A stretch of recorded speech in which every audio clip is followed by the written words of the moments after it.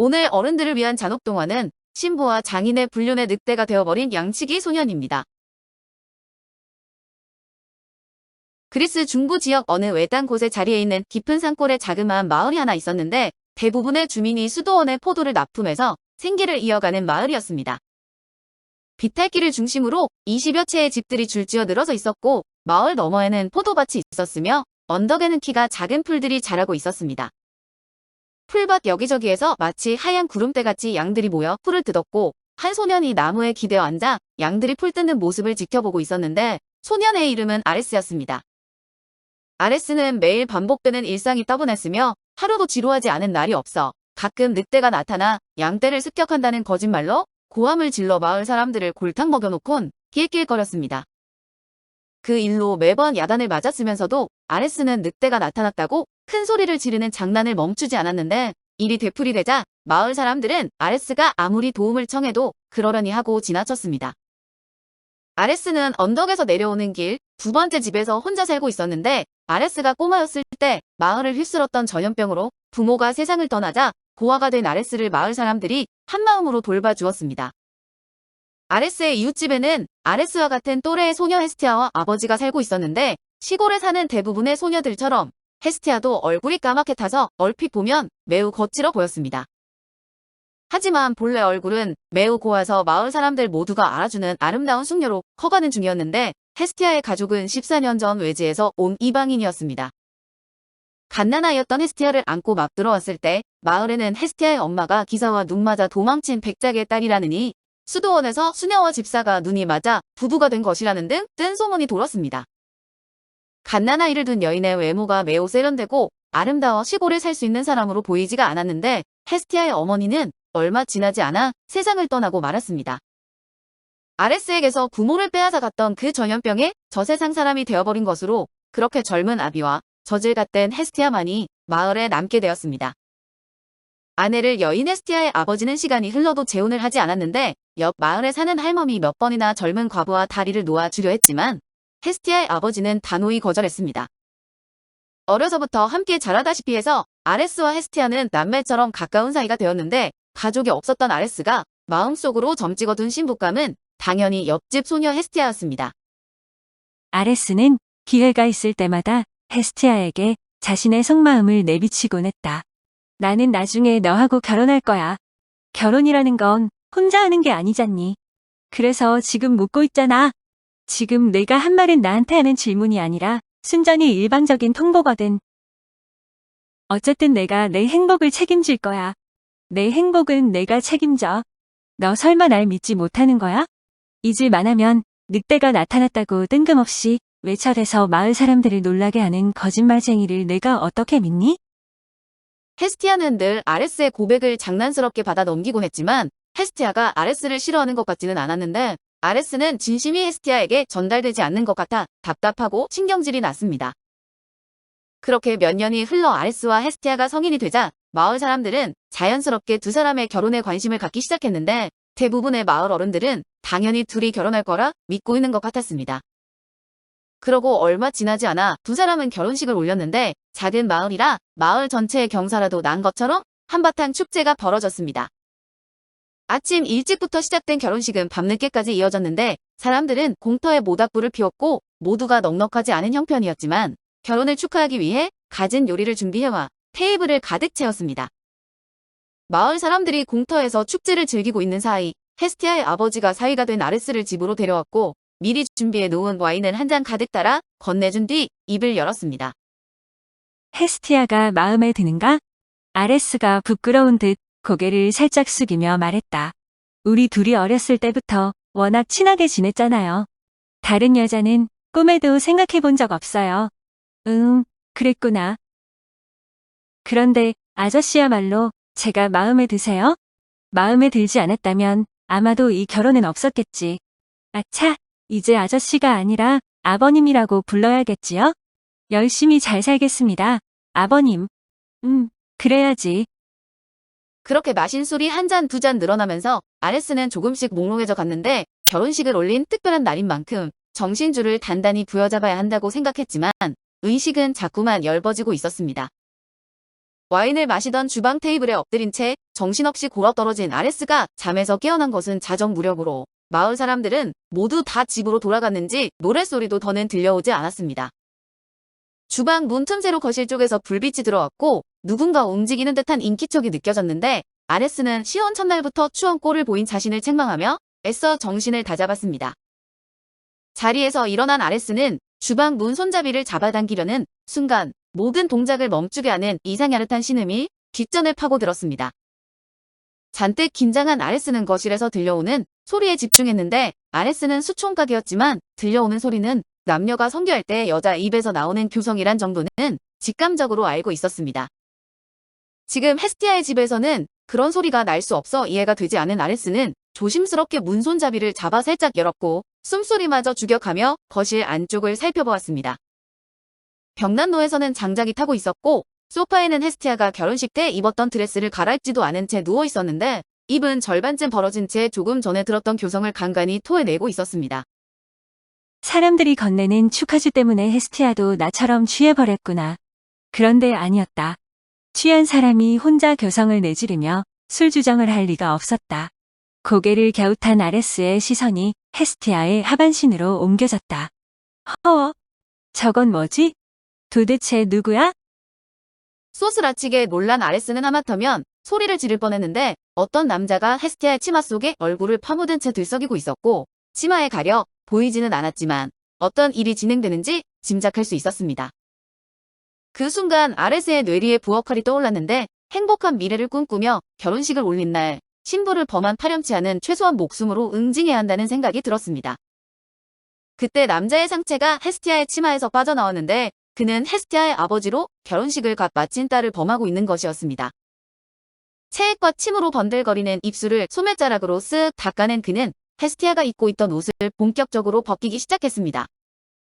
드레스가 벗겨지고 가슴과 허리를 감싸고 있던 코르셋이 바닥으로 떨어져 내렸는데 아레스는 어찌할 바를 몰라 있는 힘껏 움켜쥔 두 주먹이 부르르 떨리고 있었습니다. 가슴은 지금 당장 문을 박차고 들어가 난도질을 하라고 부추겼고 머리는 어쨌든 헤스티아의 아버지이므로 이성적인 대처를 하라고 다독였는데 아레스는 헤스티아가 취해서 꼼짝도 못한다고 생각했습니다. 헤스티아는 이미 실오라기 하나 걸치지 않은 알몸이 되어 있었고 그 앞에 선 악마의 몸을 숨기고 있던 옷까지도 하나씩 얄바적하자 아레스는 더는 보고 있을 수가 없었습니다. 이튿날 아침 헤스티아의 표정은 늘 그랬던 것처럼 명랑했고 헤스티아의 아버지도 아무 일도 없었던 듯 자연스럽기만 해서 지난밤에 보았던 모습들이 악몽일 수도 있겠다는 생각이 들 정도였습니다. 그렇다고 드러내놓고 물어볼 수도 없었는데 식탁에는 헤스티아가 준비한 아침 식사가 차려져 있었지만 아레스는 아무것도 먹을 수 없었습니다. 아레스는 두 사람 앞에서 당황하거나 어색해하는 모습을 보이지 않기 위해 온갖 노력을 기울였고 헤스티아의 아버지는 그런 아레스를 유심히 지켜보고 있었습니다. 그날 밤 아레스는 몇 차례의 쭈뼛거림 끝에 헤스티아에게 동침을 제안했는데 결혼식을 올렸으니 떳떳한 부부가 되었을 뿐만 아니라 어젯밤의 악몽을 하루속히 떨쳐버리기 위해서였습니다. 하지만 헤스티아는 고개를 저었다. 아레스, 미안하지만 내가 먼저 얘기할 때까지 참아줘. 여자의 몸은 남자와 달라서 마음의 준비가 필요하거든. 그리고 아레스는 헤스티아의 말이 끝나기 전에 고개를 끄덕였다. 동침과 관련된 이야기가 길어지다 보면 지난밤 있었던 일에 대한 질문이 불쑥 튀어나올 것만 같았기 때문이다. 그래, 알았어. 기다릴게. 아레스는 오랜 세월 꿈꿔왔던 가정을 이루자마자 깨뜨리고 싶지 않았는데 헤스티아가 없는 삶은 상상조차 하기 싫어서 헤스티아가 부르는 날까지 차분하게 기다리기로 결심을 했습니다. 그날 이후의 일상은 평범했는데 헤스티아와 그녀의 아버지는 여전히 다정하게 아레스를 대했고 아레스도 그날 밤의 기억을 악몽으로 몰아가기 위해 무던히 애를 썼습니다. 포도를 수확할 계절이 되자 마을 주민 모두는 눈코 뜰 새 없이 바쁘게 움직였는데 며칠째 계속 포도밭 일에 매달려 피곤함이 쌓일 대로 쌓인 아레스는 일이 끝나자 저녁을 먹은 뒤 일찍 잠자리에 들었습니다. 그런데 목이 말라 일어나 보니 옆에 누워 잠들어 있어야 할 헤스티아가 보이지 않았는데 그 순간 아레스의 뇌리의 결혼식 날 밤에 보았던 광경이 성광처럼 스쳐 지나갔습니다. 아레스는 조용히 집을 나와 헤스티아의 아버지가 사는 옆집으로 다가갔고 불 켜진 거실에서 인기척이 느껴졌는데 지난번보다 한층 짙어진 교성이 들렸고 아레스는 창가에 붙어 내부를 들여다보았습니다. 결혼은 했지만 마음의 준비가 필요하다는 헤스티아의 얼굴이 아버지의 사타구니에 바싹 붙은 채 상하좌우로 꿀렁거리고 있었습니다. 악몽이 아니었던 거야. 아레스는 절망했다. 하지만 어찌할 방법이 없었다. 아니, 어떻게 해야 하는지 판단할 수가 없었다. 아레스는 그만 집으로 돌아가고 싶었지만 발길이 떨어지지 않았는데 거실에서는 이미 사람이 길을 포기한 두 남녀가 본격적으로 뒤엉켜 뒹굴기 시작했고 아레스의 눈에 그들은 늑대와도 같았습니다. 늙은 수컷과 젊은 암컷의 두 마리가 미친 듯이 서로를 탐닉하고 있는 것으로 생각이 거기에 이르자 거짓말처럼 마음이 편해져 아레스는 여전히 두 짐승이 교미하는 모습을 지켜보았습니다. 그런데 잠시 후 전혀 예상하지 못했던 일이 벌어지기 시작했는데 집안에서 두 짐승이 벌이는 행위가 격렬해지면서 아레스의 아랫도리가 움찔거리더니 주체할 수 없을 정도로 팽창해 버렸습니다. 아레스는 당혹스러웠는데 그 자신이 발정난 암컷의 꽁무니를 끊임없이 쫓아다니는 어린 늑대가 된 기분이었고 그 이후로도 똑같은 일이 여러 차례 반복되었습니다. 일을 마치고 돌아온 아레스가 저녁을 먹고 잠자리에 들면 헤스티아는 기다렸다는 듯 아버지 집으로 향했고 그때마다 아레스는 창문 밖에서 훔쳐보면서 미친 듯이 자위를 했습니다. 그렇게 몇 개월이 흐르면서 헤스티아의 배가 불러오기 시작했지만 아레스는 전혀 눈치채지 못한 듯 행동했고 헤스티아 역시 아무 말도 하지 않았습니다. 그런데 문제는 동네 사람들로 사이가 워낙 좋아 금세 아기가 들어섰다는 축하의 말을 하루에도 두세 번씩 들어야 했습니다. 그날도 헤스티아는 아레스가 잠들기를 기다려 침대를 빠져나갔다. 아레스 역시 늘 그랬던 것처럼 잠시 후 일어나 옆집으로 향했다. 그날따라 두 암수의 교미는 유난히 격렬했다. 그러던 어느 순간 헤스티아가 아빠, 더 세게를 외쳤다. 그 말과 동시에 움직임을 뜩 그친 스컷이 말했다. 나는 내 아빠가 아니야. 내 아빠가 아니라니 그게 무슨 말이야? 남자와 여자는 귀족의 하인으로 두 사람은 서로 사랑했지만 귀족은 얼굴이 예쁜 하녀에게 군침을 흘리고 있었는데 고민하던 여자는 남자와의 사랑보다 귀족이 약속한 돈과 권력을 선택했습니다. 이후 여자는 밤마다 귀족의 욕정을 풀어주었고 몇 달 후 임신을 했는데 여자의 임신을 알게 된 귀족은 태도가 돌변해 약속했던 돈과 권력은 커녕 목숨을 위협하기까지 했습니다. 그 모든 과정을 지켜보던 남자가 여자를 설득했는데 자신을 배신하기는 했지만 모두 용서하겠노라고 했고 여자에게는 선택의 여지가 없어 고마운 마음으로 남자를 따를 수밖에 없었습니다. 그날 밤 두 사람은 아무도 몰래 귀족의 저택을 빠져나왔다. 수컷이 다시 교미를 시작하며 말했다. 나는 단 한 번도 내 엄마랑 몸을 섞지 않았어. 그러면 내 아비는 남의 여자를 빼앗아간 개만도 못한 귀족 나부랭이란 말이다. 헤스티아는 아무 말도 하지 않았는데 지금까지 아버지라고 믿고 따랐던 사람의 충격적인 말 때문에 정신을 차리지 못하고 있는 듯했습니다. 그리고 나는 내 엄마를 용서할 수 없었어. 그렇다면 전염병으로 돌아가셨다는 엄마는 만약 내가 아들로 태어났더라면 내 엄마는 죽지 않았을지도 몰라. 하지만 유감스럽게도 넌 딸이었지. 그래서 내 엄마는 죽었어. 잘하는 일 하나 없이 식량만 축내는 식충이는 집만 될 뿐이거든. 그러니까 당신이 엄마를? 그 이후 나는 내가 어른이 되기를 기다렸지. 귀족 가문의 하인이었다가 날 품팔이 농사꾼이 된 내가 나를 배신한 내 어미와 아비에게 복수할 수 있는 유일한 길은 그뿐이었거든. 그러니까 나를 성노예로 만들기 위해 지난해부터 귀족인 내 아비는 천벌을 받았는지 자식 하나 없이 늙어가고 있지. 그래서 내가 아이를 낳으면 너와 함께 내 아비에게 보낼 셈이야. 다행히 내가 내 아비의 이목구비를 쏙 빼닮아 한눈에 알아볼 수 있을걸? 그리고 얼마 지나지 않아 내 아비가 죽으면 내가 낳은 아이가 모든 것을 물려받게 될 거야. 신분과 권력, 재산까지 말이다. 그러면 그 모든 것은 또한 내 것이 될 테고. 아레스는 조용히 주방으로 발걸음을 옮겼고 가장 큰 부엌칼을 꺼내 거실로 들어갔는데 악마로 변한 수컷은 여전히 헤스티아의 가장 깊은 곳에 아랫도리를 쑤셔 박은 채 교미를 하고 있었습니다. 아레스가 다가가다 누워있던 헤스티아와 눈이 마주쳤는데 헤스티아의 눈에서 눈물 한 방울이 주르륵 흘러내렸고 아레스는 움켜쥔 부엌칼을 높이 치켜들어 수컷의 왼쪽 옆구리에 찔러 넣었습니다.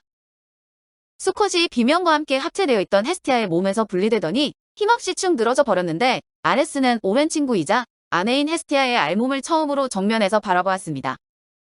숨을 한 번 내쉬기 전까지만 해도 다른 남자를 통째로 담고 있던 몸이었지만 아름다워서 더 서러웠고 그래서 더더욱 용서할 수가 없었습니다.